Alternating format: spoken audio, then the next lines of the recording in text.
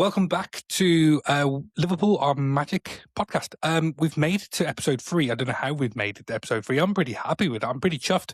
But this is actually going to be a two-parter. We're gonna break it up and talk some Liverpool because that's what you're here for, and then maybe because it's flavour of the month or for 6 weeks, how long this World Cup is going to be. We're gonna break out into part 2 and talk about the World Cup and some feelings, some opinions, some reflections, potentially around the World Cup and what we've seen so far. Certainly around last night's game at the time of recording, England played and a second half of really, really good football. So surprisingly, but yeah, I'm really looking forward to talking about that. My name is Charlie. I'm joined by Kulbir. How are we, Kulbir, on this surprisingly hot day? It is. I'm kind of enjoyed watching England play, which I don't think I've noticed for a decade. Like, I really didn't enjoy watching Southgate's team play, and like we got to the finals, I think, and I supported them, but I wasn't like passionate about it. But yesterday was like, he's actually playing quite good football. Yeah. But we're going to talk about that in part 2. But interestingly, Liverpool have completed some transfer business today. The first bit of business, excellent bit of business as well. So Victor Muñoz from Osasuna, formerly, really interestingly, of Barcelona and of Castilla. So this is Real Madrid's second team, has come in 40 million euros. I think essentially the release clause was activated today. It's been announced at 8 o'clock UK time. What are your initial thoughts when you heard the news out of the blue, right? Yeah, completely. But this is also kind of what I expect from Liverpool because they do good business and they do it quietly. So this is kind of keeping on that trend. I mean, he's in the Spanish squad. I know nothing about him. All I know is that Madrid won him and were bartering to reduce the fee, and then we came in and took him. So part of me just think this is a big kind of like, screw you because of what we've done with Trent and Konate. So I didn't know about the Madrid thing. I knew that Newcastle essentially had done all the legwork. And unfortunately, we came in and hijacked the deal. I don't know if hijacked is actually the right word. I think there's been conversation for certainly a long time between Iraola and the player, and then potentially there would have been a deal to get him into Bournemouth. Obviously, there's some similarities between him and Semenyo or Anthony Gordon, hence why Newcastle were after him so heavily. But yeah. Any thoughts around the fee, first of all? Or you don't even care about money? Footballers are way too much. I mean, as long as you've got the money, it does kind of upset you, doesn't it, that we used to be a team that we're proud of the fact that we didn't have to pay huge amounts of money for players that we get the most out of. And that's just not who we are. That is not part of my identity anymore. And you have to accept that. And because every single fan was always like, we just made big this summer, otherwise we're not going to win the league. I know. We didn't buy any players at all. We still won the league, and still we don't talk about that anymore. And obviously last year's transfer business wasn't the greatest, but I think it's good. I think it's just good to get a base of line. I was always worried about our pulling power given the finish, but I think and Iraola is going to be able to bring in some Spanish players, and they'll be after him, right? Because he's an inspiring manager. Yeah, and I think one of the things that you spoke about last time was his stature in Spain, where he comes from, and maybe there's some type of similarities because Osasuna, they are a Basque team as such, so the philosophy may be the same. Certainly coming from Barcelona and their La Masia school. So yeah, there's definitely kind of similarities in terms of philosophies and schooling and what he could bring to Liverpool. But in terms of what he could and can bring to Liverpool, certainly quick, 2-footed, can play on both wings. No, I've got to be honest, not really. No, I played this World Cup. Well, the question is, had you seen Fabinho play before he joined Liverpool out of the blue? I got to say, but there would have been some YouTube clips.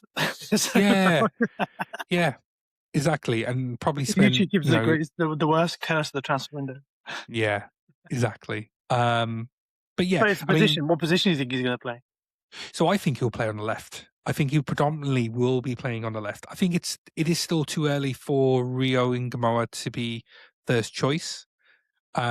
one thing I did want to get your thoughts on is the Cody Gakpo situation and what this transfer means for him. I mean, the second part of this first part was to talk about Yan Diomande and the increasing interest in him. So Ornstein has essentially said tonight, literally before this recording, that Liverpool are heavily interested in the player, and it's increasingly becoming more intense. If that business comes in, so you essentially have 4 wingers. Is 4 enough to be playing in 2 positions, or do you look at dropping 1? It really depends on what the manager's plan is, or the coach's plan is, and how we're going to play with our team. Because Cody has to evolve his game. If he doesn't evolve his game, he's done. And he's easy someone that will get sold to a less big club, but a competitive club nonetheless. So was it Spurs were interested in him? I can't remember who said that.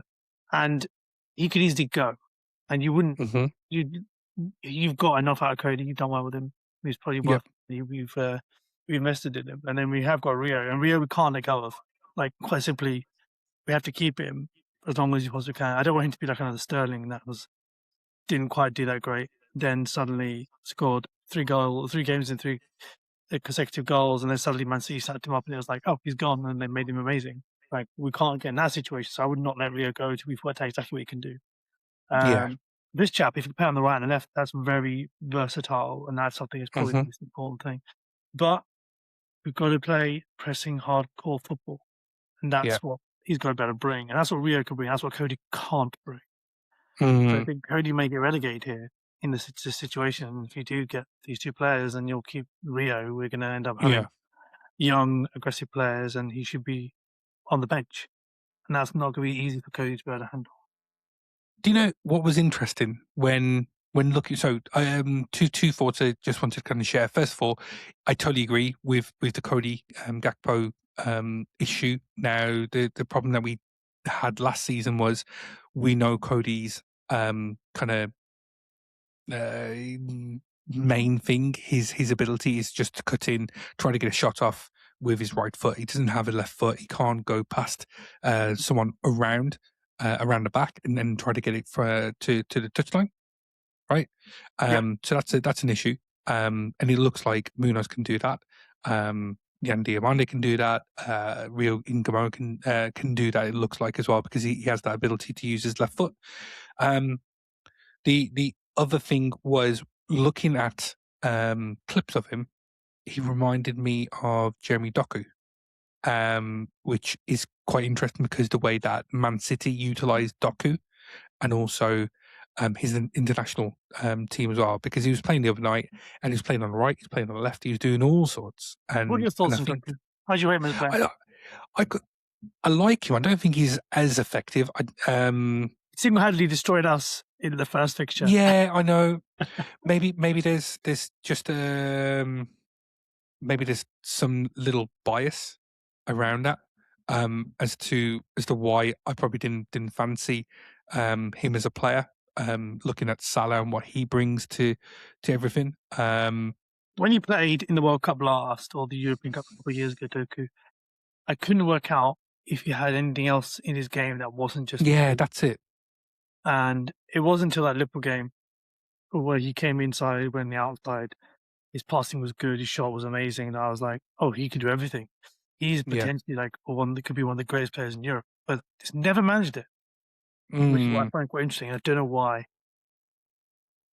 But he's persevered at Man City, and Man City, certainly under Pep, have struggled to identify a winger and keep him at that level. You know, you think Jack Grealish and other wingers that have gone through that club and really struggled. But yeah, power to him. But yeah, just the clips I saw just reminded me of him. Did you see the first Ivory Coast game? Yes, I think little bits. That's the problem with this World Cup, because of the timing. Well, he was what a lot of young, fast players do. He's brave. He will try and get through. He reminded me a little bit of Sadio, to be honest, and a bit of Mo. And that he's a bit dynamic. He's fearless, and that's what we need.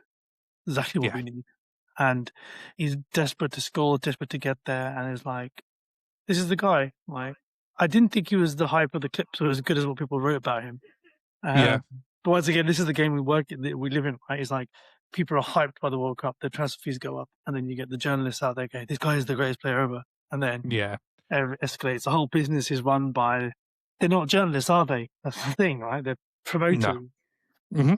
Exactly, and it's all about interactions. It's all about those hits on social media, because it brings in whatever it brings in, an interest to transfers which never occurred previously.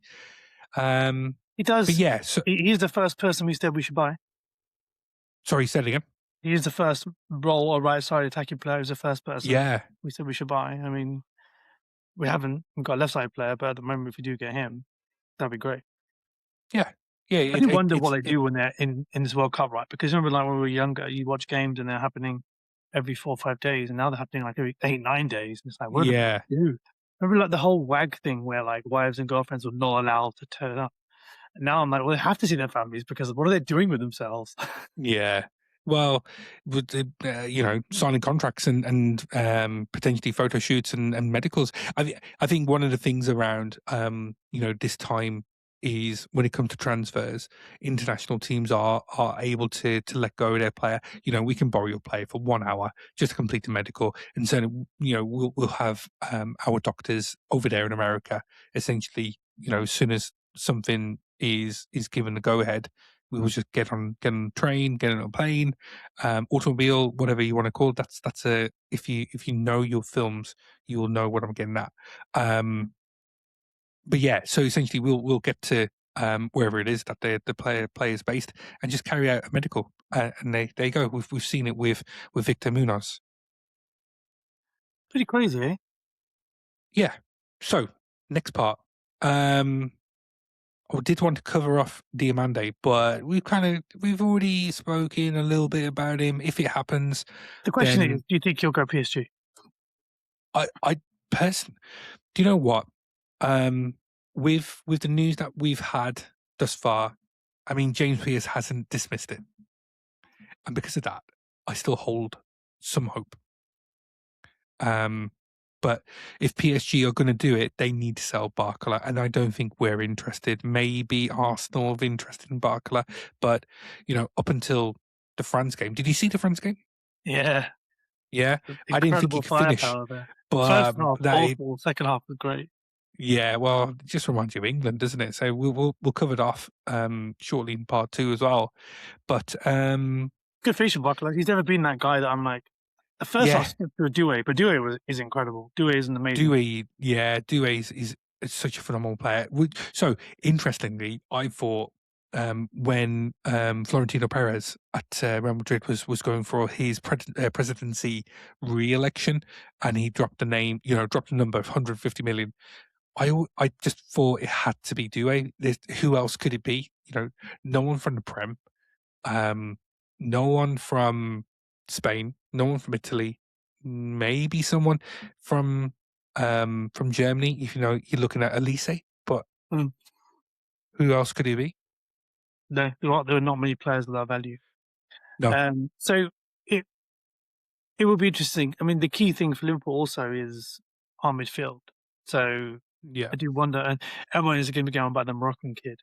And once again, I think we were speaking about last week. He's amazing, but it's like, I know Brazil were pressing well and they were working hard, but I was like, he's about to cut this on a regular basis. I'm not convinced. I always will be wary of World Cup performances. I know we're talking about Yan Diomande, but there's backing behind that with the Germany, his performances in RB Leipzig. But what do you think? Do you think we'll still make more transfers during this World Cup? Looks like it. I wasn't expecting it. I thought they would just basically leave them alone whilst in the World Cup. But I think prime business gets conducted here. Let's face it. This is a capitalist corporate World Cup. There's nothing more. I mean, people going about the hydration breaks, and there were hydration breaks when they was in the Qatar, right? I think that I wasn't expecting much business in the World Cup, but this is a corporate World Cup, right? I mean, the hydration breaks and the adverts, and the time between games is huge. So why not work out your future? Yeah, absolutely. I lost a little bit of trail of thought because I was just thinking about transfers and then my laptop was having a bit of a paddy. So, right, let's finish off there. And then we'll go to part 2. See you very soon. And welcome back to Liverpool Are Magic podcast. This is part 2 of a special edition, if you want to call it that. Of the 3 or 4 episodes that you've done? Yeah, episode 463. No, it isn't. It's only number 3. 3.2.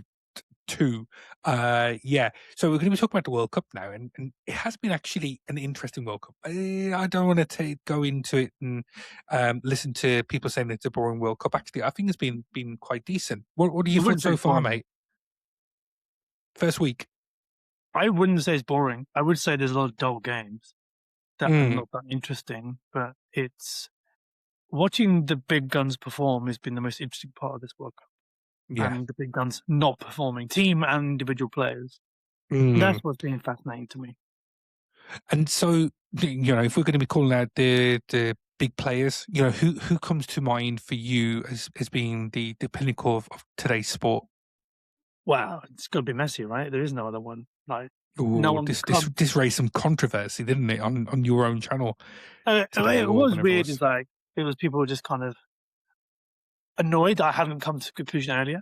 But my real point was I think Ronaldo and Messi had a very equal, parallel careers for a very long period of time, and now clearly Messi has evolved into someone of immense greatness because he's taken his team to win the World Cup. Okay, the Copa America is a cup, but I don't watch the Copa America, so I don't perceive it to be the same as the European and the World Cup. But that's just my own innate bias because I don't know. But he never used to speak. He was always the golden boy at Argentina, and they never really delivered anything, which is always a bit like, well, why is he not delivering for Argentina? And then suddenly, last World Cup was phenomenal. It was him, and he kind of saved them, scored the right goals, and it was incredible, really. It's his maturity. And that's what the change is, right? He's become very mature. He's become a leader, which I always said he never used to be, because he never used to speak. And in that match we watched was different from even before the last World Cup, right? Because it doesn't matter he scored 3 goals. That team were playing blue for football, and it wasn't just around him. And he was sacrificing himself. He was working hard. He was running for someone that's clearly older than and not as good as he used to be. And the team were performing amazingly. And that team has belief. And that's what I noticed, right? And then the obvious contrast to this is Ronaldo, right? The analysis on the game, the draw was yesterday, is that Ronaldo doesn't run. He doesn't do any work. He wants to be the guy that scores the goal, whereas Messi is not trying to be the guy that scores the goals. He's trying to get out of the way, to drag defenders away from their positions to let other players in, which is why that team's going to work without him. Whereas Ronaldo is it has to go through him. And there was a visible moment in the highlights that Bruno was frustrated. Exactly, He wasn't very good in the Euros, and he's constantly bitter in his highlights in the Middle East whenever you watch, when he scores a goal and people mock him and stuff. But people don't mock Messi. He's in Miami. He's having a good time. He's performing well. He's playing in a lesser league, obviously, but actually, it's just love, and that's the difference. I totally agree, because we were messaging at the point when Portugal were playing, and straight away I was talking to you about Ronaldo's performance, and there was certainly a couple of times where he was in the wrong position. Bruno was right behind him to essentially come onto a shot, but Ronaldo, being Ronaldo, took the shot himself and completely fluffed it. So and I think it speaks volumes, and it probably will upset folk, but I haven't seen Ronaldo ever perform for his national team in the summer tournament. He won the European Cup. Well, he won it, but I probably feel that it was a team performance. And he was coaching the team, wasn't he, when he was injured? In the final. I gave him credit for that, to be fair. But this is the hype, right? This is the problem we talk about. We talk about Mo Salah, right? It's like they become the most important thing, and that's how they need to thrive, and they rely on that to prove themselves. But Messi doesn't need to do that. Like there's an interesting historical moment we talk about the Milan Madrid derbies, not Milan, I mean Barcelona and Madrid matches, and it was like Messi finally took it personally. And there's a moment he takes his shirt off and he points to his shirt when he was in Madrid, and then and Ronaldo's the same when he's in Barcelona and they score. And it was like he's finally acknowledged the rivalry he has with Ronaldo, but for a long time he never did. And that was always very interesting with Messi. I thought he was too quiet, wasn't really enough of a team player, which is why I said Ronaldo was better when he was younger, because he was trying to move everything, trying to get things going, and he's a driving force. I never felt Messi was. Messi was just a genius player. But that's what he is. I think the burden of it, being there is definitely a different level of expectation when you're the star player for Argentina compared to the star player for Portugal. With all due respect, Argentina with the great players that they've had, and one of the best, if not the best, if in certain people's eyes, in Maradona, and the expectation is Argentina should be winning World Cups, and in Portugal probably they would be happy just to perform well, and I think that makes a difference. They'll always be around the underdog, Portugal never, and that may be a cultural thing with to be next to Spain. Just a bigger power, aren't they? Spain being as big as they are, Germany, Italy, traditionally the big three, or France as well, the big four in European football. So let's talk about the other players, right? Did you hear about Neymar? What happened with Neymar? Ancelotti had some strict instructions about Neymar. He'll put him in the squad. If he acknowledges the fact that he's going to stay on the bench, he'll never start. He has to stay off social media. Oh, right. Okay. Yeah. And how's that going? Because he acknowledges, this is genius, he acknowledges that Neymar Jr. is so adored and so inspirational to so many young footballers, the YouTube generation, by the way. There's so many players, like Lamine Yamal will say how he's his greatest favorite player of all time, that he's desperate to play. He's not fit. He's not as good as he was, but he will be able to produce magic because that's what he does, because that's what Neymar's always been able to do, right? But that he needs him in his team to be that inspirational force to help Brazil. And so he brought him in knowing he couldn't play a whole game, knowing that he'll bring him on, he'll galvanize the team, because he brings that hope that Brazil need, because Brazil don't have a lot of hope, right? Look at the midfield, they've got Casemiro and Fabinho as their holding players. That's quite damning. So that's why Ancelotti brought Neymar in. Otherwise, I don't think he would have picked him, which I thought was a fascinating move. It is. I mean, Ancelotti does work in mysterious ways. I mean, how he got Madrid to be as good as they are, and etc. To going to Everton, the man works in his own way. He made Calvert-Lewin into a good striker. Yeah. But yeah, I know we probably spoke about Brazil previously, and I was a little bit disappointed with them.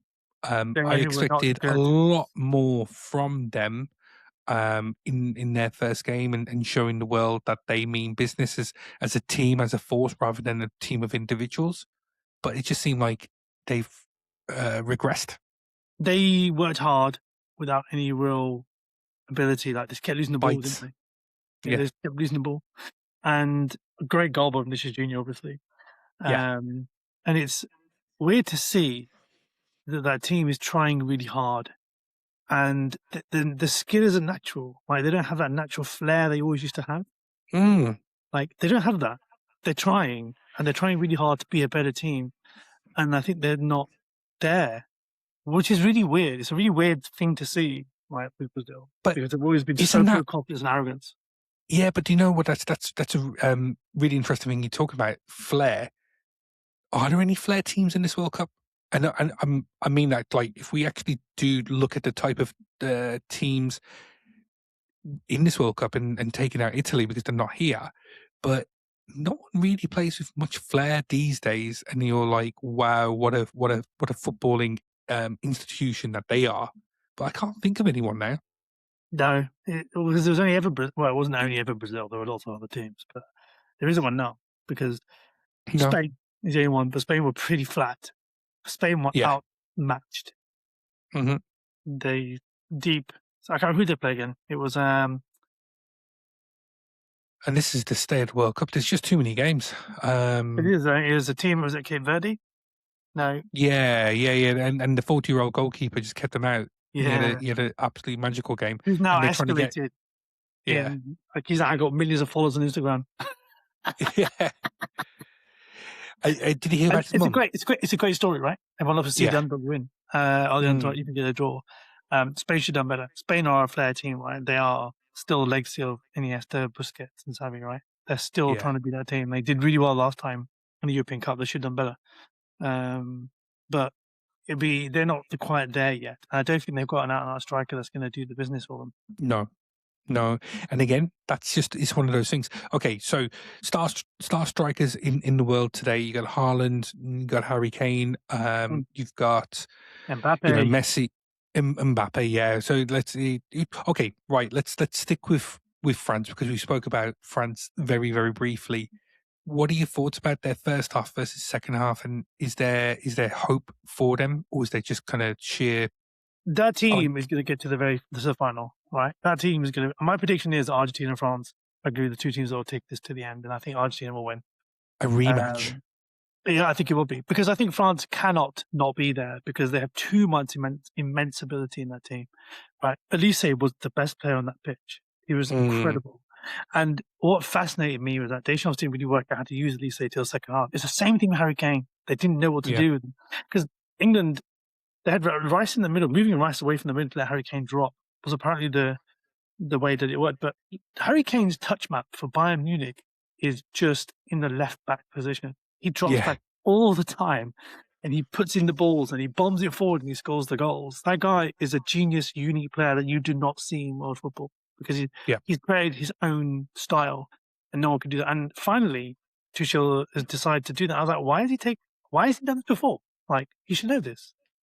So I think there's a bit of a failing on them, because you have to use him. He's your best player, and your other players can do the job around him. He is your Messi, right? And he did the job yesterday. 2 goals, brilliant, right? Penalty, which he got to retake with a bit of luck. Yeah. So I said that Kane is Messi, right? He's our Messi. He's the guy that will drop deep, he will create space, and he'll put the balls in for other people to score goals. And I'm surprised Tuchel didn't know that beforehand, because you've got Anderson, who's a very good defensive. Played a very good game yesterday, by the way. And then you've got Rice and Bellingham. An odd balance in midfield, I feel. Not sure that's a midfield that quite works unless you use Declan Rice as an 8, which is kind of what he did. He moved him to the left, didn't he? And then he let Kane drop in. Elliot Anderson, though, phenomenal player. Really, really, really good player. Showed all the qualities of what you would expect to see from him. He's performed like that all season. I mean, my biggest worry for England is that defence. We called it out from the first minute, and what, just by Liverpool.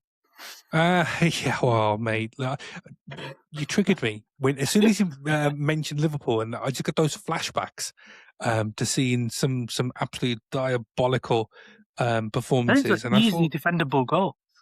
Yeah. Well worked. They could have been defended better. Well, I mean, their first goal, okay, it looked spectacular, but Pickford got a full hand on that.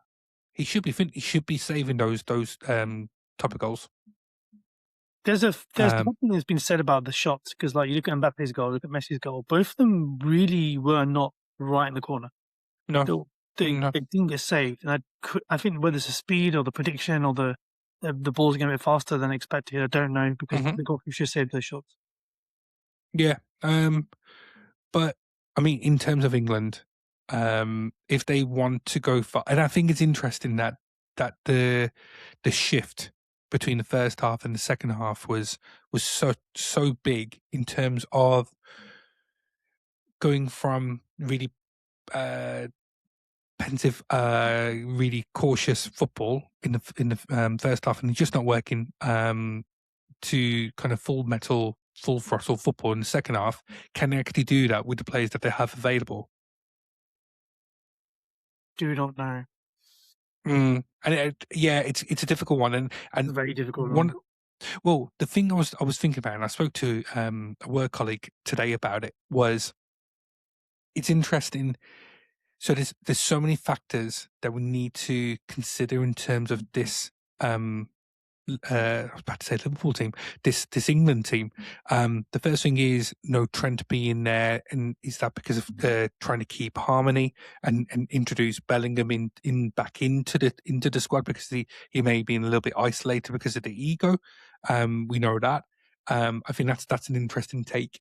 But also by being so full throttle in the second half, but not having the ability to call on Cole Palmer or Phil Foden, is that going to catch up with them later on in the tournament, even though they got back with Saka and Eze? I think Eze and Saka are better options than Foden and Palmer as a combo. I think Palmer is someone he's a luxury player. It'd be nice to have him, but he doesn't play in a single position. He needs freedom, which is difficult when you're trying to create a team who are coherent. Eze is going to be good. Saka's good. I don't rate Madueke. I've never rated Madueke. But yesterday, he could have been better. Bellingham scored a Mohamed Salah-esque goal yesterday. Yeah, it was a very, very good goal. I'm surprised that his knees still allowed him to do that. I just didn't think he had it in his game still, even at a tender age, whatever he is these days. Bellingham is the sort of player you also need in these situations. Do you think? Can he can grow into this tournament? I think he has the ability to do it, but I think Tuchel needs to be wary and careful of over relying on him. I think the only person that knows how the harmony of the team is going to be Tuchel. Right. Mm-hmm. No one else knows how that team is. And I think Bellingham is going to be crucial to this team. Once again, the Declan Rice factor is a difficult one because if Anderson's playing as a 6 and you've got Declan, what is Declan's role? Because in Arsenal, he's like to push corner taker, isn't he? But his role in Arsenal was kind of to be box to box. Actually, we don't need a box to box person. That's not really, especially with Kane dropping back. So I think that muddies the midfield a bit, and that's not what we need. I do think we need the wingers. We need to be there. And our defense needs to be better. I mean, Mark Gay has to play. Or that, there's no doubt. Yeah, I don't understand how we cannot be playing. I know. If we're thinking the type of football that they want to try to play is passing out of the back, and it failed time after time after time in that first half. And I can see what they were trying to do, trying to coax a press, and then the ability so the players try to play around that. But I don't think Konza has it in his game, whereas Mark Gay does. Yeah, and the other interesting thing is actually they've got Henderson on the bench, because Henderson is essentially a bit like Declan Rice. But Henderson's not a player you can bring in who can play as a 6 and 8, who box to box, who will do whatever is asked of him, right? And who will lead that team. And that's one of the things I do wonder is how much of a role he'll go to play. Because I'd like to see pure vibes. He's just there for pure vibes, keeping everybody happy. It was interesting. That interview with Morgan Rogers and Jude Bellingham, and they spoke about Jordan Henderson, how great he is and how important he is to the team because he's the funniest man in the squad. He's the man that they go to when they have a problem. They were the man that kind of introduced them into the club. I mean, interestingly, from a Liverpool perspective, Jordan spoke with Mo Salah. They got together. It was really, really public. But from words that we hear, Jordan talked Mo out of transferring, leaving Liverpool at Christmas in January. That's how much respect Jordan Henderson has from his team. His team. Let's still call it his team. Liverpool being that. It just shows the popularity for him. Definitely, and I think England will do well. I think they'll get to like quarters, semis. I think they'll struggle against a team that's on fire or some individual brilliance, which is what France will be. I think it's, for me personally, too early. It's such a long World Cup. If we're talking late, middle to late July, this tournament's still going, and we're already kind of a week, 10 days, and just just under a week of this World Cup, and we've still got so many games to get through. I think it's too There's early. a whole new round, isn't there? What about the other big stars? Or do you Haaland, see? Erling Haaland. I think he impressed me.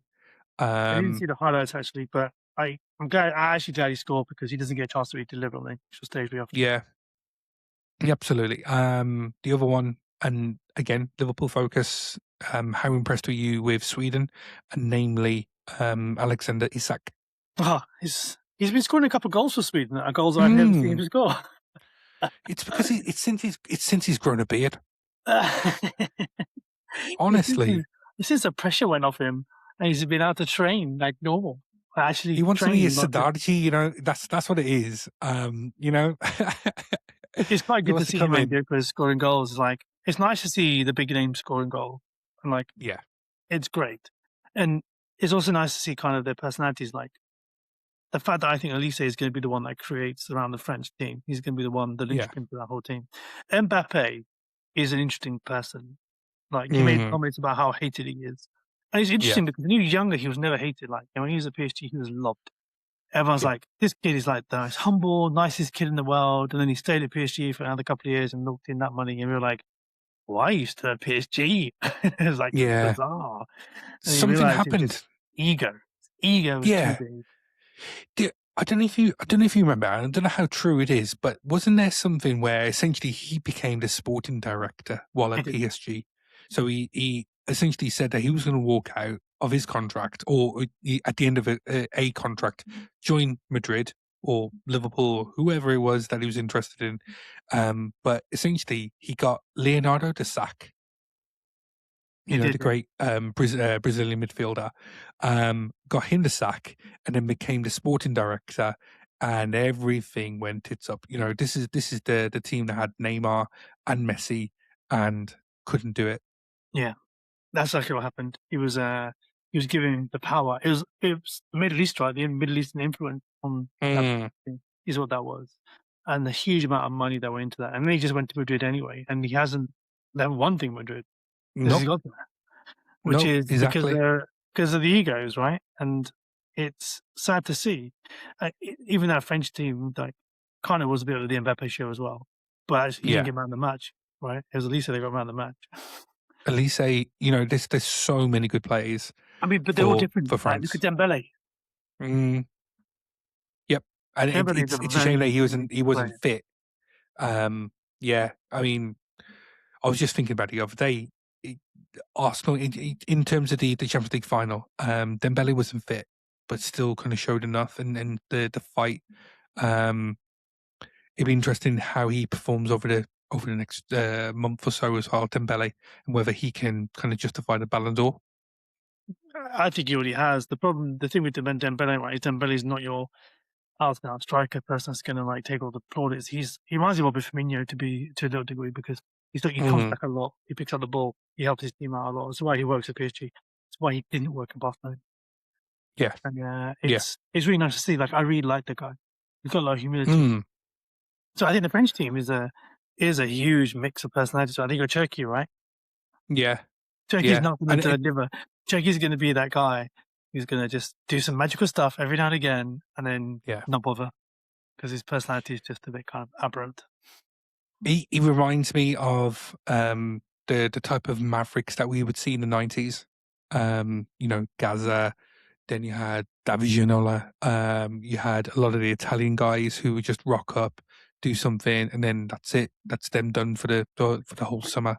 But yeah, he reminds me a lot of that type of era. And it's nice to see that. Like, it's great. I like watching him play. He's immensely skillful. It's just a joy to watch him. So I think the French team are going to be right up there. I mean, theoretically, they should win this cup. Their squad is the best financial, money-wise, worth no waste money. I think Argentina are going to be desperate to retain their cup, and they're still proving themselves. They're all much more mature. All those players are now kind of, and a lot of them have succeeded elsewhere, apart from McAllister, who is still in that team, which I can't be based on performance. Yeah. What do you think about Germany? We haven't spoken about Germany and their prospects because they seem like they have a good, well-rounded team and good philosophy. Yeah, but It's a Germany team, right? can they? Interesting. I was only really focusing on words because they scored a lot of goals and he didn't really assist many. He scored one. He scored one or assisted one? I was like, Assisted, didn't he? it's really interesting to see. But they were playing a nothing team, so let's just see how well it happens when they get tested. It'd be good And to that's watch. what I mean. I didn't see that much. Yeah, and that's what I mean. I think it might be too early just to call out, who's particular favourites right now. Spain lost to Switzerland when they won a World Cup, I'm sure, in their first game, and then ended up lifting the trophy. Very true. It's just one of those. Well, Argentina lost their first match. Yeah, exactly. And then Italy, I'm sure they had an absolutely terrible start to a campaign, and then ended up growing into the tournament and winning it through sheer will and tenacity and just big tournament knowledge. It's good. The World Cup's been. It's hard to watch games now as an adult and as a parent. Tell me about it. And as a husband as well, because can't be doing football every night. No, so I'm excited about it. It's good to see the people who perform, the people who don't perform, and how they lead their teams, because that's the key to this. Any underdogs, anyone that you wouldn't. I'm not saying they're going to win the World Cup, but anyone that kind of you root for. I'm sure that Japan is probably one of those where both of us, for the love of Japan culture, maybe there's a Endo's gone. Poor Endo. Both of them, but I know both of them can't make this World Cup because of injury. Underdogs, I actually have no idea. I haven't seen enough of them to know. I'll tell you, the Dutch aren't going to win it. No. I really worry about Virgil. I got to be honest, man. I really worry about him. I hope glum these days. Yeah, just I don't know if it's just the minutes that he's had, because he played every single league game, didn't he? Every single minute of the league campaign. Yeah, he did. And that's probably just going to catch up with him. He's going to kill him. I want to say, is it Morocco? Yes, that's an excellent show. Yeah, they got to the semi-finals. It'd be nice to see. It'd be nice to see African team. I tell you who did quite well. Ivory Coast did really well. And there's another African team that did really well. Was it Senegal that played France? Yeah, hemmed them in quite well. They had a really good game. It'd be nice to see an African team win. I mean, it's a classic Pele quote: "There'll be an African team that wins it by the millennium." It never happened. It would be good to see that. It would be. Just the sheer power of European and South American teams. Just I can't see anything past them right now. No African team, no Asian team. Right? The experience of captain doing delivery. We haven't even spoken about America and United States of America and how they started. I don't see them going far, but the pressure on Pulisic is immense. Yeah. You can't. They're not going to be able to win the World Cup. It'd be nice. They don't. The home field advantage is not going to be that big a deal for as much as it used to be. I don't think so. Yeah. We shall see. Let's see how the next round brings. We will, and we'll be back to review this hopefully second week of World Cup football. I've really enjoyed it. I think it's been a really interesting World Cup thus far. The complexities certainly around the format of this competition, and you're not quite out of the reckoning even after one or two bad results. Definitely not. You don't. Nope. Was it yesterday about you can't win with 3 points, but it puts you in a good position? What a strange comment. Yeah, they're not wrong. 3 points is it's just mad. Get to 4, you're probably going to get through. Mm-hmm. But my name's Charlie. This is Kulbir. This is the Liverpool Are Magic podcast. If you like this video, hit the like, subscribe, leave a comment. What are your thoughts about the World Cup thus far, and also about the transfer news that we spoke about earlier in part 1? Be interesting just to see how Liverpool perform in the transfer market for the rest of the summer, and whether the World Cup brings a new light to players. But yeah, we'll be back soon. Hopefully another video next week, if not sooner. But yeah, good night, Reds. Up the Reds. You'll never walk alone. See you later.